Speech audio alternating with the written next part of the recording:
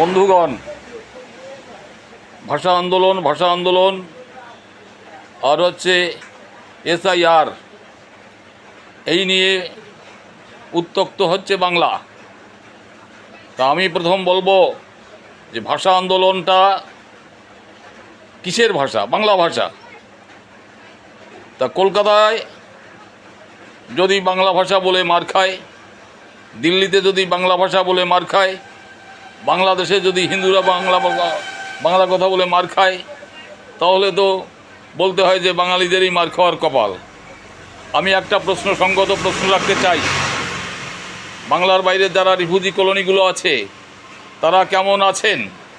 কখনো কি বাংলার কোনো মন্ত্রী যারা দিল্লিতে মন্ত্রিত্ব করেছেন কখনো খোঁজখবর নিয়েছেন?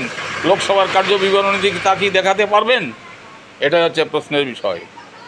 মেরুদণ্ডহীন কংগ্রেস দিল্লির কংগ্রেসের চোখে চোখ রেখে কোনোদিনও কথা বলেন নাই।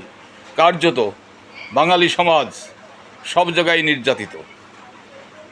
আজকে যারা বলছেন যদি মহান উদ্দেশ্য হয় সাধুবাদ জানাই, আর এর পিছনে যদি রাজনৈতিক তাস খেলার কোনো কারণ থাকে তাহলে তো ভালো হবে না। সেটা যদি বাঙালিদের বাঁচাতেই চান, বাঙালিদের প্রাণ যদি রক্ষা করতে চান, তাহলে শিরদাঁড়া উঁচু করে দিল্লির বিরুদ্ধে প্রতিবাদ করুন।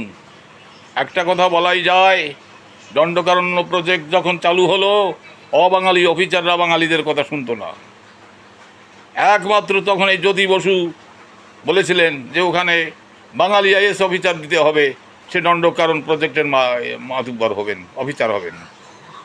অবশ্য কার্যত সেটা শেষ পর্যন্ত মেনে নিয়েছিল শ্রীমতী ইন্দিরা গান্ধী। যাই হোক, কথাটা প্রসঙ্গত বললাম, সকলে আমার নমস্কার জানবেন।